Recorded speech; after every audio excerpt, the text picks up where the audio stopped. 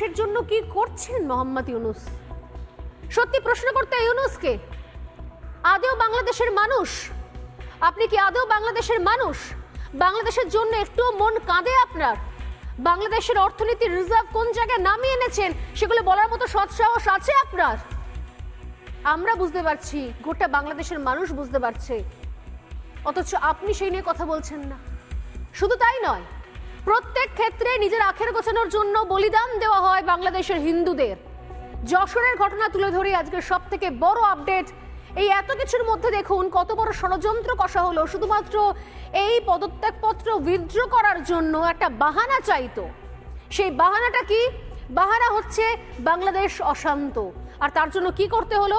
এক কৃষক নেতা খুনের আড়ালে বাংলাদেশকে আবার অশান্তির জায়গা করে ফেলা হলো, একটা হিংসার রক্তাক্ত জায়গা, রক্তাক্ত দেশ বানিয়ে ফেললো মোহাম্মদ ইউনূস।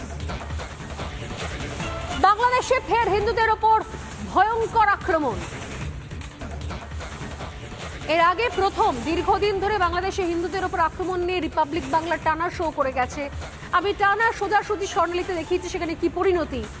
এখনো পর্যন্ত বছরও ঘুরল না, আবারও সেই কয়েক মাস, 7 মাস 8 মাস আগের বিভীষিকা আবার ফিরে এলো বাংলাদেশে। বাংলাদেশে হিন্দুদের ওপর আবারও অত্যাচার, আবারও 6-7 মাস আগের সেই বিভীষিকা আরও একবার যেন রিপিট টেলিকাস্ট হচ্ছে। 6-7 মাস ধরে, সেই অগাস্ট মাস থেকে শুরু করে এটা এটা এটা এটা মে মাস শেষ হতে চললো, এরপরে জুন, জুলাই, আবার অগাস্ট, বছর ঘুরতে চললো, আর 2 মাস বাদে আবার বছর ঘুরে যাবে। মোহাম্মদ ইউনূস সেখানে সংখ্যালঘুদের নিরাপত্তাটুকু দিতে পারলেন না, ব্যর্থ, কমপ্লিটলি ব্যর্থ। অথচ গোটা বিশ্বের সামনে বলেছিল যে আমি সরি, আমার নজর রাখা উচিত ছিল। ভারত যখন বলেছিল হ্যাঁ আমি হিন্দুদের স্বার্থ দেখবো, যেন হিন্দুদের উপর আঘাত না পড়ে আমি দেখবো, রাতারাতি চেঞ্জ হয়ে গেল।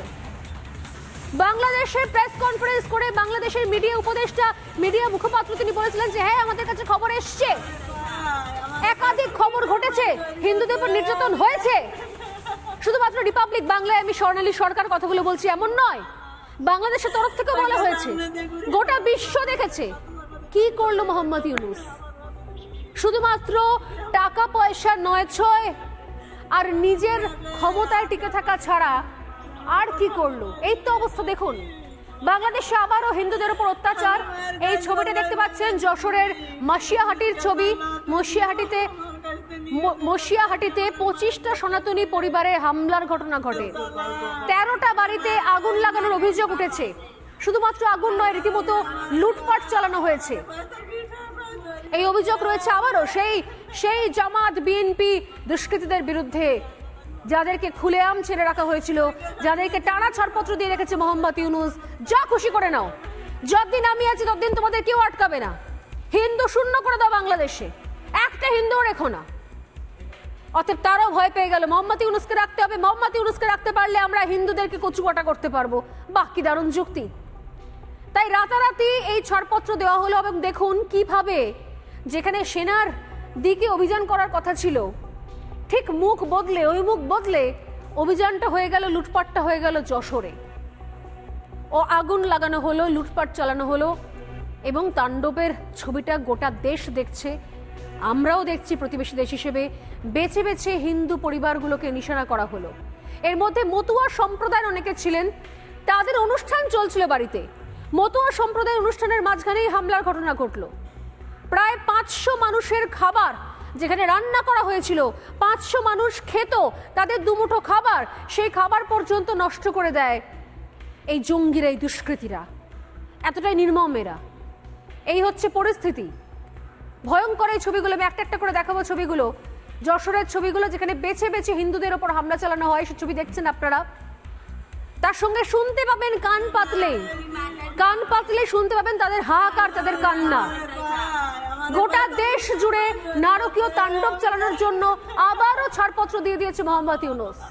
হিন্দুদের বাড়ি গাড়িতে আগুন লাগানো হচ্ছে, পুড়িয়ে দেওয়া হয়েছে একের পর এক বাড়ি।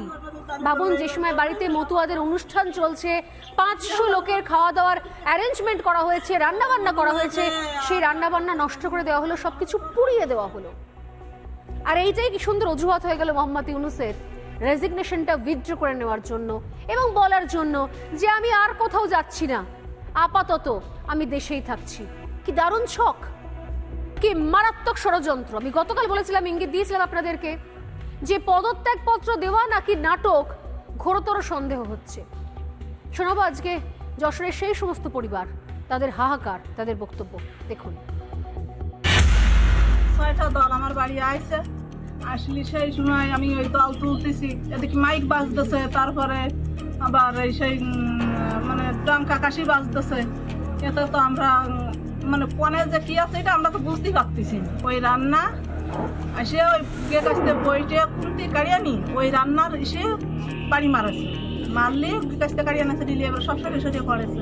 4-5 জন লোক শুধু ওকে কাছতে ওই কুন্তি নিয়ে এইরমের বাড়ি আসছে। তা আমি যাইয়ে বলতেছি, বাবা এ কি করতেছেন, এ করতে মারতেছো কেন, কি আছে, কিসের জন্য মারতেছো? তাই কলি বাচ্চা শেষ মুখ খারাপ করে আমার এসে বাড়ি দিলে একটা খুন্তি।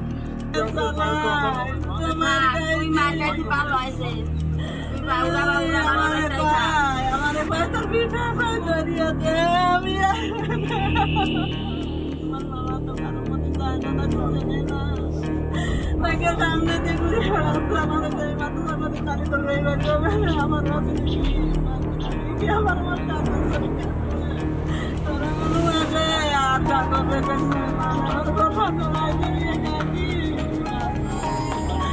আমি মায়ের খাই, জোর গাই মার লাগতে দিবি, বিয়ে বুড়ির কাছে লাতে দিও, আমার কাছে নিয়ে যাবে, তাই আমার মায়ের যেতে